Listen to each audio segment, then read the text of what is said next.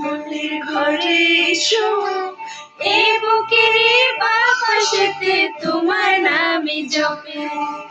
একটু আড়াল হলি কেন মনে খোরাক জাগে, তোমার সঙ্গ পেলে কেন দেহ শিওরে উঠে। এই গা ছুঁয়ে বলো ছেড়ে যাবে না কখন।